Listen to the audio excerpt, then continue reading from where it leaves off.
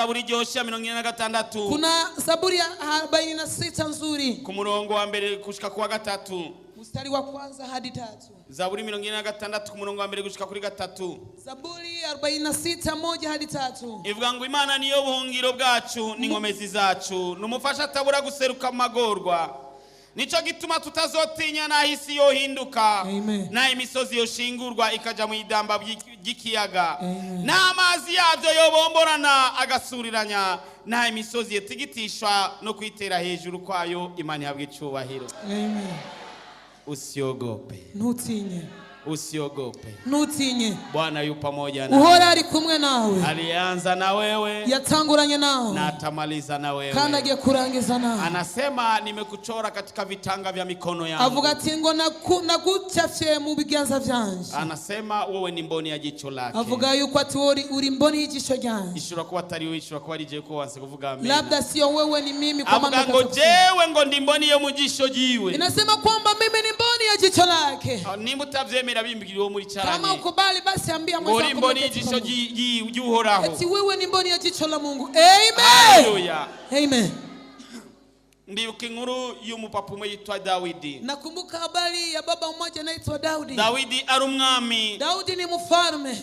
Avyara abana batandukanye. Akazaa watoto tofauti. Muri abo bana avyaramo umuhungu yitwa Absalomu. Katika watoto hao akazaa mtoto anaitwa Absalomu. Avyara n'umukobwa yitwa Tamari. Akazaa na binti anaitwa Tamari. Avyara n'umuhungu yitwa Amunoni. Akazaa na kijana anaitwa Amnoni. Amunoni agira ivyifuzo vya mushikiwe Tamari.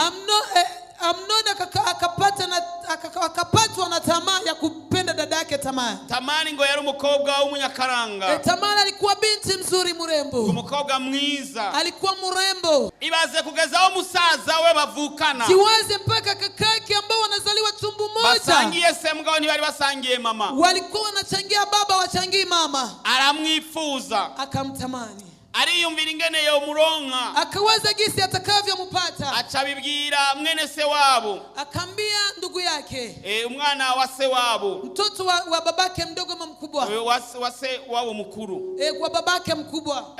Aramubwira ati je burya mfise ikibazo. Akamwambia mimi ndugu yangu nina shida. Kuko yarambaje ati nawe kuba kugenda uhera waronze nibiki. Maana alimswali akamwambia kwa nini unaenda unapunguka unakonda. Aramubwira ati je burya mfise ikibazo. Akamwambia mimi nina shida. Ati burya je narakunze mushikanje. Mimi nimempenda dada yangu Tamari. Ati narabuze ingene no bigenza. Nimekosa gisi ya kufanya. Imagine ico caha. Siwaze dhambi hiyo. Mugenzi wamubwira ati oya ni probleme ntonya. Kakake akamwambia hapana hiyo ni tatizo ndogo. Wewe ni wigwaze. Wewe kuguze. Ama wange kuja. Afu katae kula. Amuchuvuga ati njaruko Tamari ari wanteke yinga wewe. Afu useme mimi nitakula chakula Tamari amenipikia. Nyagahungu karabikora. Kale kakijana kakafanya hivyo. Kamnoni. Karabikora. Kakafanya hivyo. Karigwaza. Kakajigonjesha. Karavuga ngo sinja. Kakasema sitokula. Ngomaka Tamari abari bateke inja. Paka Tamari apike chakula. Ngo kandaza kuzitekera ahantu ngo mbona. Tena apike chakula mahali mimi ninaona. Imagine. Chiwaze. Tamari aravyemera. Tamari akakubali. Se aramurungika. Babake akamtuma. Kuko yavuga ati nimushikwe ntikeka n'ikintu nagitonya. Maana babake alikuwa anamshtumu hata kitu kimoja maana alikuwa dada yake. Tutarinze kuitebako. Bila kukawia katika story hiyo. Amnoni acamufata ku nguvu. Amnoni akambaka. Kandi uyo mukobwa. Na huyo binti. Yari umukobwa w'inkumi. Alikuwa binti bikra. Yego yari umukobwa w'inkumi nk'abakobwa bo muri Hope Church. Alikuwa binti bikra kama mabinti wa Hope Church. Kuko ibwami. Maana katika ufalme. Abakobwa b'inkumi bambara impuzu z'amaboko maremare. Maana binti bikra alikuwa anavaa nguo ya mikono mirefu mpaka huko. Mukobwa yononekaye yambara impuzu ikase ngaha. Binti ambayo ameshatupa ubikra wake anavaa nguo ya kukatiwa hapa. Mugabo ubonye wambaye impuzu ikase ngaha sico bisigura. Lakini ukiona mtu amevaa hapa nguo imekatika hapa haimaanishi. Byari vy'ibwami hari ya Israeli. Ilikuwa mambo ya nyakati hivyo. Rero uyo mukobwa Tamari. Uyo binti Tamari. Yari ameze uko. Alikuwa hivyo. Arababara kuona musaza wamukoreye ico kibi. Akaumia kuona kakake amtendea kibaya kama hicho. Biramenyekana. Ikajulikana. Nase arabimenya. Na babake akajua. Arababara. Akaumia. Hari abantu bafise ibibazo mu buzima. Kuna watu wana matatizo katika maisha. Hari n'abandi bafise ibibazo. Kuna wengine wana matatizo. Yesu ashime. Amen. Urukurarira wewe unalia umwana yakubise uwundi kofi, eti mtoto kapiga mwenzake kofi, nturahura n'ikibazo cy'uko abana bawe babiri baterana amada, haujakutana na shida ambapo watoto wako wawili wabebeshane mamimba, cyangwa umwana wawe agafata umwana wawe ku nguvu, ama mtoto wako anabaka ndugu yake. maze Tamari yarafise musaza wo kwa nyina, alikuwa na kaka yake kwa mama yake, yitwa Absalom. Anaitwa Absalom. Absalom inamaanisha umupapa n'amahoro. Inamaanisha kwamba baba ni amani. Yego, umupapa n'amahoro, baba ni amani. Nyamuhungu arumva ishavu, ule kaka kasikia, Absalom akasikia. Hari abantu bishavu rikaze, kuna watu wana hasira, ashobora kuweka ishavu indwi yose, anaweza kuweka hasira hata wiki nzima, ishavu iminsi ibiri, hasira siku mbili. Lakini Absalom yari umuhungu agira kane wa Dawidi, alikuwa kijana wa Daudi wa 4, agira ishavu imyaka ibiri, akakuwa na hasira miaka miwili. Vuga ngo imyaka ibiri. Sema miaka miwili. Imyaka ibiri yose ashavuye. Miaka miwili ana hasira. Avuga ati jewe Amnoni negeza kuzomwica. Anasema Amnoni mimi napaswa nimuue. Kuona yanyononeye mushikanje, kuna gisi amemubaka dada yangu, negeza kuzomwica, ni lazima nimuue. Uracafise ikibazo chingene umwana yakubise uwundi ngumu. Ungali na tatizo kwamba mtoto amepiga mwenzake ngumu. Mga abana bo kwa Dawidi babiri umwe ahiga kwica uwundi, lakini watoto wa Daudi mmoja anatafuta mwingine kumuua. Arategura ingene azomwica, akaandaa gisi atakavyomuua, ategura umunsi mukuru, akaandaa sikukuu. Arabwira ati narinda gukeneye kuzoza ku munsi mukuru wanje, akaambia babake alikuwa nataka ukuje katika sikukuu yangu.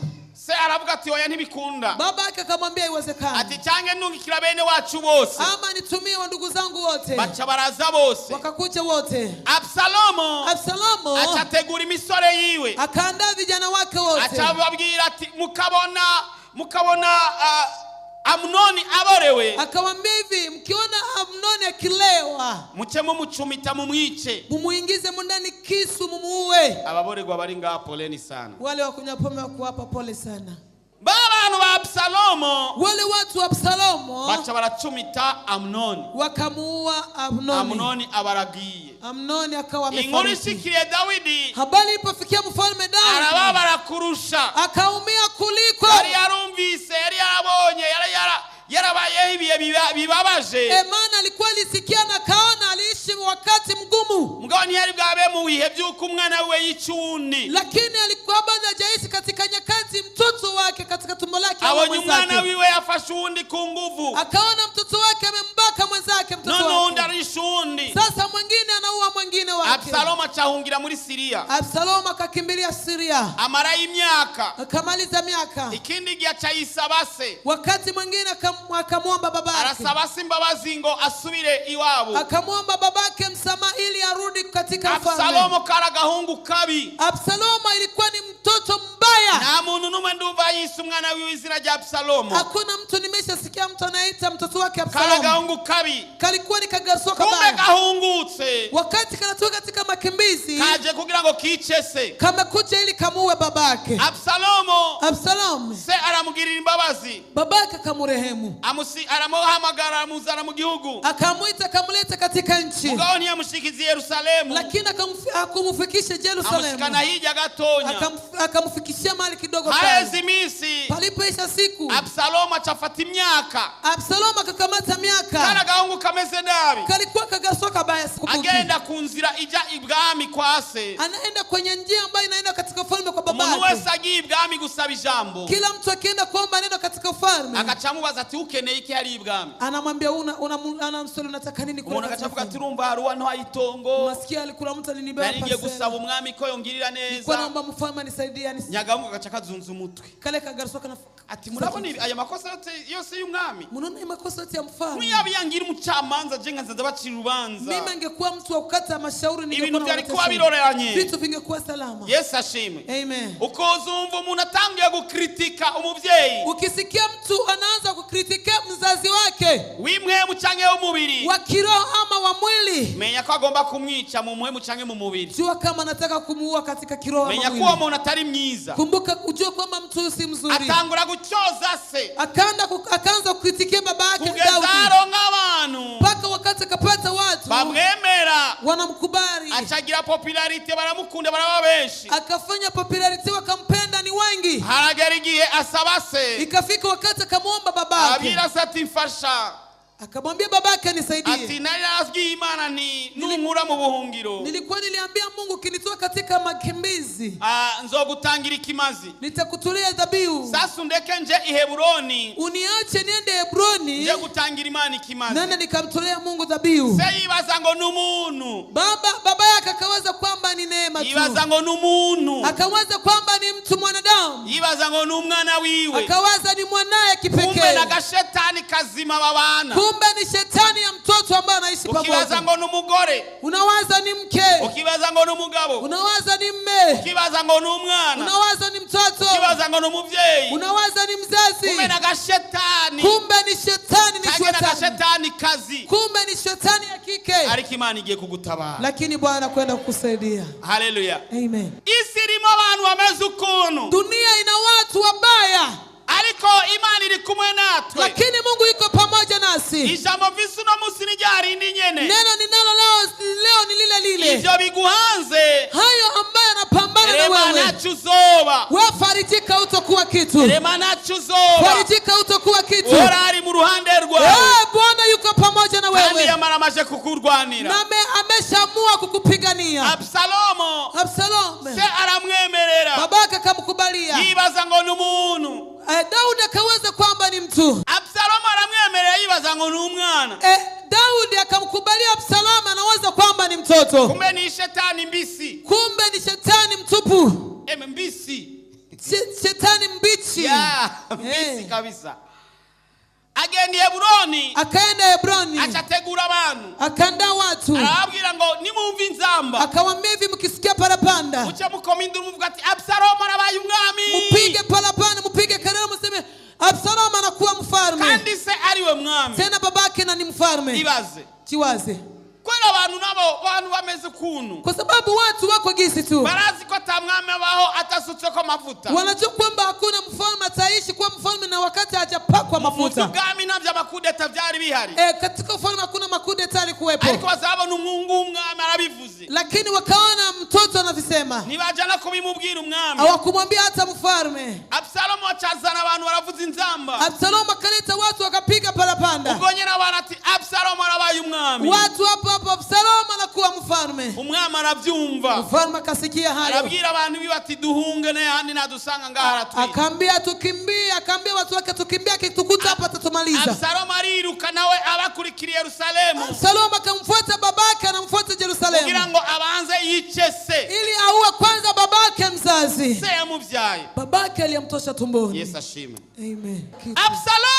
Absalomo ariruka agiye guhiga se yamuvyaye, akakimbia anamfuata babake ili amuue. se yamuhunguye, Babake amemtoa katika makimbizi, amuzana mu gihugu, akamleta katika nchi. bene wabo bari bashavuye nabo bagoroma ngo bamwihore, Ndugu zake walikuwa wameumea, wanasema wamlipisie kisasi, ariko kandi lakini tena se aramugirira neza. babake akamtendea mema. Ivyo biguhanze, Haya ambayo anapambana na wewe, hangana navyo kugeza bikunze. pambana nayo mpaka kieleweke. Amen. Se arabona ati karabaye, Babake akasema imekwisha, umwana wo mu nda yanje mtoto katika tumbo langu arabanguriye ngo anyice, ananikimbiza ili aniue. se ahitana abasoda yarasigaranye, Babake akakamata majeshi alikuwa nao, aratemesha, akakimbia. ageze Daudi imbere, alipofika mbele, kumbe ahunganye n'akandi gahungu kitwa Shimeyi, kumbe amekimbia na kagasoka naitwa Shimei. Shimeyi nako Shimei nako karako mu muryango wa Sauli, kalikuwa kanatoka katika familia ya Sauli. karababaye kubona mu muryango wabo atabonetsemo umwami,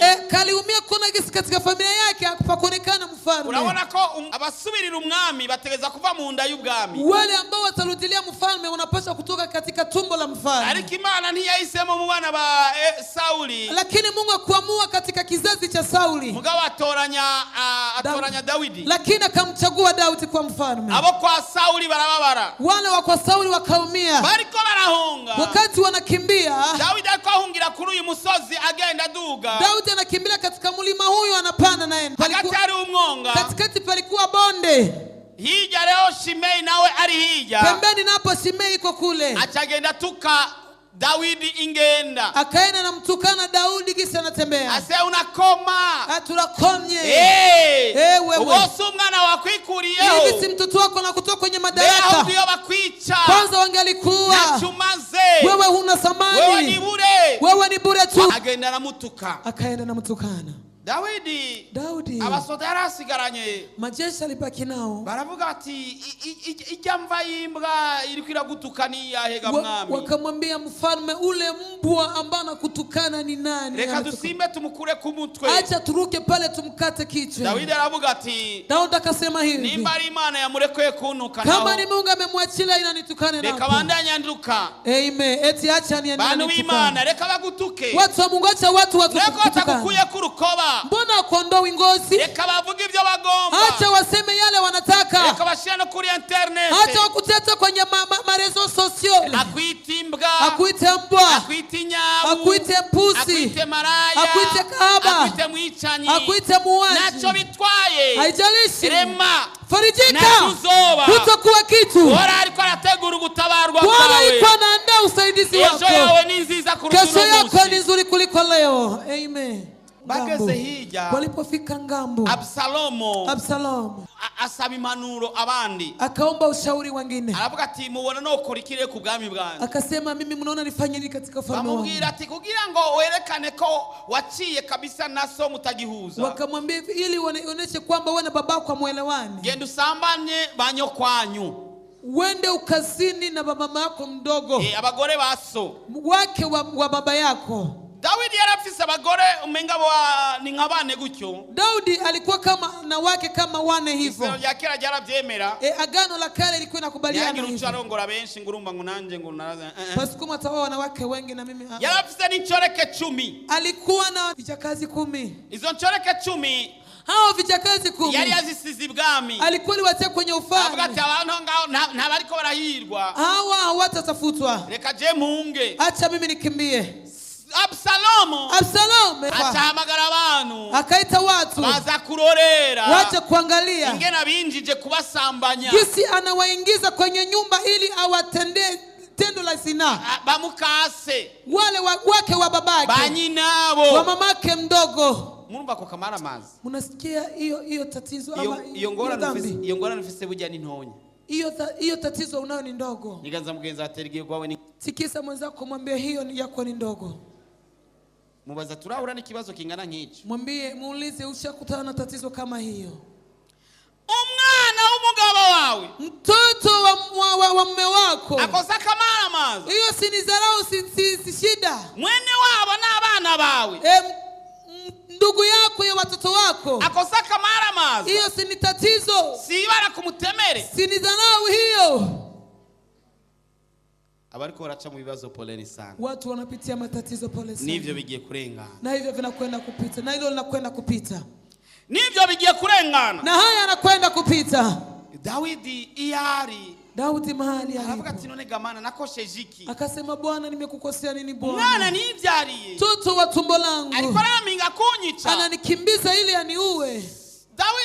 Daudi acharungika abantu 3 baje kuperereza ibwami, akatuma watu 3 wapeleleze ukataka mugende, akasema nendeni muyigirishe nk'abagiye kumusaba, mujifanyishe kama watu wanakwenda kumuomba, ariko muzore mu makuru y'ibiriko bya, lakini muwe mnanipatia taarifa gisi vitu vinaendelea. Hama umwami mfalme tumuite umwami wa Absalomu ako kabandi, tumuite Absalomu kabandi, tumuite Absalomu achavuga ati reka nje kubatera, akasema acha nene niwashambulie, reka nje gutera umwami, acha nene nikashambulie mfalme, watararuhuka hivi acha pumzika, amanda mukubiranye, afu ni mufanye haraka haraka. Kwa muri abapererezi ba Daudi, lakini katika wapelelezi wa Daudi acha mu inama yindi, akampatia wengine ushauri, aramuga toya, akamwambia hapana, kuko Absalomu yavuga ati tugende tubatere, maana Absalomu alisema twende tuwashambulie, tuiche Daudi gusa, tuiche papa wanje gusa, tumuue Daudi babangu tu. Imagine Chiwazi. ngo amacho tugaruza baje abantu bose bose bazoca badusaba. Alafu turudishe wale watu wote watatuomba. Wao ndi nawe acaramubwira toya. Ule mwingine akamwambia hapana. Wobugize nabi. Utakuwa unafanya vibaya. Ahubwo reka tuhamagara Abayisraeli bose basigaye. Acha tuite Waisraeli wote wamebaki. Bafate ibigwanisho. Wakamate silaha. Amabitegure. Alafu wajiandae. Tuzoca tugenda tubiubire bose n'umwami n'abantu biwe. Twende tuwakamate mfalme na watu wake. Tubica ata usigara n'umwe. Tuwaue bila kubaki hata mtu mmoja. Absalomu acavyemera ati nivyo. Absalomu akakubali ngo ni kweli. Mugabo nivyari ivyo. Lakini ikikuwa kweli. Yagomba ko hasigara umwanya kugira ngo baramuha inkuru. Ilikuwa inaomba ili pabaki muda ili wao wanampatia habari. Amatelefoni ni yari bwabeho. Simu zilikuwa bado kuja. Wao unda acatuma wao abaperezi biwe babiri ko bose bari batatu. Ule mwingine akatuma wale perezi wake maana walikuwa watatu. Bariruka baramubwira ati uripanga. Wakakimbia wakamwambia kuna jipanga. Bimezuku. Viko hivi. Nao waripanga. Na akajipanga Daudi. Absalomu azakuzazanya ingabo. Absalomu akaleta majeshi. Bagiye ku rugamba. Walipoenda katika vita. Daudi. Acha ubundi bwe yarafise mu chef d'état major umwe. Alikuwa na chef d'état major mmoja. Muri uwo mwanya acha bagaburamo ama état major 3. Kwa hiyo muda akagawa ma état major 3. Agabuye ama état major 3. Alipogawa ma état major 3. Ubundi bwo mu chef d'état major yari umwe yari Yoabu. Chef d'état major kwani umoja ilikuwa ni Yoabu. Mugabo acha mugati ndaguhaye n'indi état major mubangabanganywe. Akasema nakupatia nyingine état major muwe sambamba. N'indi mubangabanganywe. Na nyingine muwe sambamba. Acha rapanga komanda bushasha. Akapanga kwa kamanda mpya. Abakomanda basoda igihumbi. Akakomandewa abakomanda basoda ijana. Anakomandewa wasoda 100,000. Daudi avuga ati nanje ndaja kuja mu rugamba. Daudi akasema na mimi nitaenda katika vita. Abantu we baramubwira ati oya wewe uri chef mtama. Watu wake wakamwambia wewe ni mfalme, hapana usiende. Uja bishitsi ugapfa. Maana ikifika unakufa. Ko baduomvye gose. Tutapoteza kitu kikubwa. Wewe ushagacira abantu igihumbi. Wewe ni zaidi ya watu 1,000. Wewe tumugira umucugira kane. Wabala katika kikundi cha 4. Woza kwa intervene, woza gutabara. Unaweza kuja kusaidia. Haruko tuona twananiwe. Ile wakati tunaona tumeshindwa. Plan y'urugamba bayipanguko. Plan ya vita wakaipanga hivyo. Wa mperezi nawe yagiye kwa Absalomu. Ule ambaye anapeleleza na kwenda kwa Absalomu. We arabuhenda. Akamdanganya Absalomu. Amubwira ati rero nitwaja gutera. Akamwambia tukienda kupiga wewe na ujemwo. Wewe na uingie. Uje ku rugamba. Uingie katika vita. Na warajamu. Na akaingia Absalomu. Urugamba ruraba. Vita ikakuwa vikali. Bagwanira mu kibira. Wakapigania huko. Kibira kimira benshi. Kabisa poli kabeza wengi. Bararwana. Wakapigana. Absalomu ari ku nyumbu niko bayita. Absalomu alikuwa katika farasi. Ego, farasi. Alikuwa katika farasi. Yuko katika vita. Asigara ari wenyene ariko ariruka. Anabaki peke yake anakimbia tu. Umutwe ucufata ku biti. Kichwa kikabana kwenye miti. Wakwimbiye icobo ni wagiye kukigwamo. Aliya kuchimbia shima na kwenda kudumbukia mwenyewe. Aguma hejuru n'umushatsi ufata ku giti. Akakamatwa na miti kwa nywele kwa sababu ni ya nyumbu yo irirukira bandanye. Ile farasi kakimbia kaendelea. Umuntu umara chao abona Absalomu ari hejuru. Mtu mmoja akapita kaona Absalomu ameninginia juu. Ari muzima. Agaliki hai. Yananiranye. Vimeshindikana. Ugiye kugwanya umuntu w'Imana. Ukienda kupiganisha mtu wa Mungu. Imani yashobora gukoresha n'ibiti bikakugwanya. Mungu atatumikisha hata miti kupiganisha. Haleluya. Amen. Niganzo muri kumati ntuze witege kugwana n'umuntu w'Imana. Tikisa mweza kumwambia usitarajie kupigana na mtu wa Mungu. Amen. Haleluya. Amen. Mubwirira ati nuwanyihanga n'ibiti bizokugwanya. Mwambie ukipambana na mimi miti itapigana. Haleluya. Amen. Ngwigiti gica gifata imishatsi n'umutwe. Mti ukakamata kichwa na nywele. Absalomu aguma yenena. Absalomu akakuwa ananinginia juu. Umuntu maragenda arabibwira Yoabu. Mtu mmoja akamwambia Yoabu. Yoabu abyumvise. Yoabu aliposikia. Wachazazanya amakobero 3, amacumu 3. Akakuja naleta mikuki 3. Acamukubita ku mutima. Akamchoma kwenye moyo. Abasore 10 bo kwa Yoabu. Wa vijana 10 wa Yoabu. Bacha barahengetereza. Wakamalizia. Reka tubisome mu gitabo cya 2 cya Samueli. Samueli wa 2. 18. 14 na 15. Abari baje kumubwira Yoabu ati bujya namubonye wa mwana w'umwami. Hapa alikuwa anakuja kumwambia Yoabu tumemwona mtoto wako. Yafashwe n'igiti. Amekamatiwa na mti. Igitabo cya 2 cya Samueli. Samueli wa 2. 18. 14. 14. 14 mstari. Na 15. Na 15. Turasoma mu izina rya Yesu. Amen. Yoabu aramwishura ati naco nirirwa ndasyogoranya nawe araheza ajana amakobero atatu ayamutobekeranya mu mutima araho nyene mu mweroni akibona, maze imisore 10 yatwaza Yowabu ibigwanisha ica Absalomo ijya nino iramuhohosha arapfa. Imana idufashe cyane. Amen.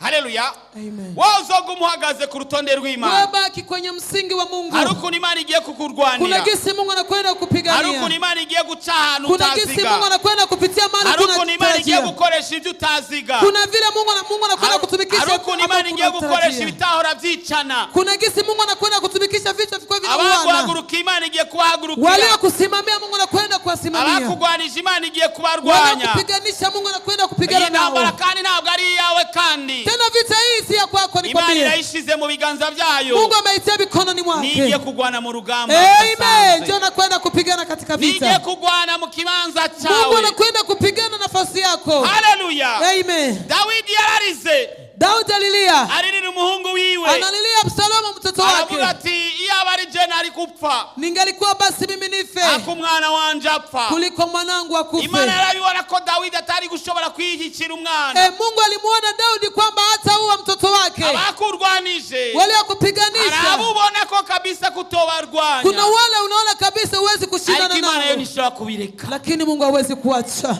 Amen. Aka kantu nako wumvise. Aka kakito kwasikia. Hari abantu uvuga ati oya agenda mugiriye ndamurekuye nta ngorane. Kuna watu nasema mimi namwachilia. Ariko Imana ivuga ati ko nkoza mu gisho. Lakini Mungu anasema kwa sababu umegusa katika mboni yo mu mboni zanje. Kwa kuwa umegusa katika mboni ya jicho langu. Nanje ngiye gukoresha ivyo naremye. Nami nakwenda kutumikisha viumbe vyangu. Ndamwereke ko ndima. Nimuoneshe kwamba mimi ni Mungu. Bashimeye ntibazobura. Washimeye watakosa. Bazogutuka. Watakutukana. Bazokwambika ibara. Watakusemea mawongo. Bazokuvuga ibyo utakoze. Watasema maneno ukutafanya. Bazokudendereza. Watakusemea uongo. Ariko nturire. Lakini usilie. Ariko ntusubire inyuma. Lakini usirudi nyuma. Ariko ntiwicuze. Lakini usijute. Wicuze icyiza akoreye umuntu. Usijute mazuri umetendea mtu. Kuko icyo ntabwo kizorenganuka. Maana hivyo vitapita hivyo. Imana igiye kukwishura. Mungu anakwenda kukujibu.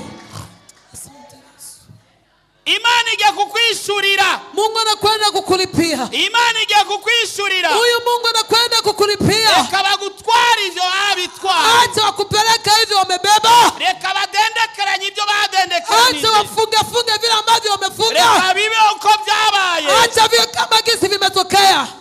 Wari yiswe umuvumo. Yule ambaye ameitwa laana. Imana igiye kumwita. Bwana anakwenda kumuita mbarikiwa. Waratacha maze. Yule ambaye kwa na samani. Imana igiye kumubahisha. Mungu anakwenda kumheshimisha. Yesu araguhindurira ibihe. Yesu anakubadilishia nyakati. Yesu agiye kubereka gukunda. Bwana anakwenda kukuonesha kisa takufuka. Natangabo ubona mu maso yawe. Hata kama kuna majeshi unaona katika macho yako. Abatugwanira ni benshi. Eti wanaotulinda ni wengi. Abatugwanira ni benshi. Wanaotuchunga wanatupigania ni wengi. Barutigitigiri na kure abaturwanya. Wanazidia hata wale ambao wanatupiganisha. Bora ari mu ruhande. Kama Bwana yuko upande wetu. Bego kurwanya ninde? Atakaye kupiganisha ni nani? Banarihebuye. Ningekuwa nimekata tamaa. Banarihebuye. Banarihebuye. Ningekuwa nimekata tamaa. Iyo namenya ko ari ugutabarwa kuhoraho. Nisingejua kwamba kuna usaidizi kutoka kwa Bwana. Musi y'izuba. Chini ya jua. Wari kukugwanira niwe yakugwanije. Yule ambaye angekupigania nje na kupiganisha. Wari kugutabara. Yule angekusaidia. Niwe yabiguteye. Nje amekusababishia. Nacho bitwaye. Haijalishi. Ijambo ry'Imana rivuga ngo aragowe uzigira umwana w'umuntu. Neno la Mungu linasema ni alani wanayemtegemea Bwana. Kwa kuwa wamemtegemea Bwana.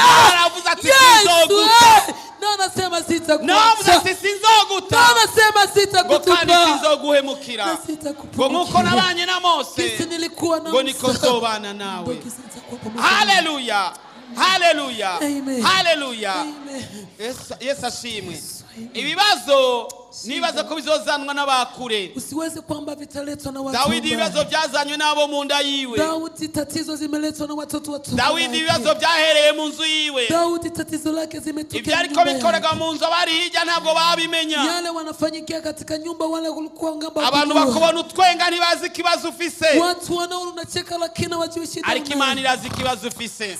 Yesu lakini Mungu anajua. Imana irazi ibibazo uri kuracamwo. Mungu anajua matatizo nayo. Imana irazi igihe wigeze ku kuba Mungu umwizigirwa anajua wakati uliwahi kuwa mwaminifu. ubwizigirwa bwawe nizobuta Uaminifu wako Mungu hatauacha. ingene witanze mu vyiwe Kisi nizovyibagira umejitolea katika kazi yake Mungu ya hataacha. joro uriko urasenga Ile ntazovyibagira usiku ulikuwa unaomba kwa hataacha. kwisonzesha kwawe Ile nizokwibagira kufunga kwako Mungu hatasahau. arahagurutse kugira ngo akurwanirire Amesimama ili akupiganie. nurekura amasengesho Usiachilie maombi. bandanye uhangana n'ivyo Endelea biguhanze kupambana vitu aho nyene vinapambana niho na hari wewe. urukiza Hapo ndiko kuna imana igiye usaidizi. guca mu yindi nzira Bwana kwenda kupitia ingine kugira ngo njia igwane urwo ili rugamba apigane vita. imana igiye guca mu yindi Mungu nzira anakwenda kupitia ingine kugira ngo njia ikuneshereze muri urwo ili rugamba akushindia katika amarira barize machozi yarageze uliyoyalia kuhoraho imefika kwa Bwana. agahinda ko mu mutima wawe Huzuni katika moyo karageze wako kuhoraho umefika kwa imana Bwana. ntizovyirengagiza Bwana hata mama wawe arashobora kuvyirengagiza mamako anaweza papa wawe kupuzia, arashobora babako kuvyirengagiza anaweza kupuzia, abavukanyi bashobora wandugu kuvyirengagiza zako wanaweza ariko uhoraho kupuzia, ukorera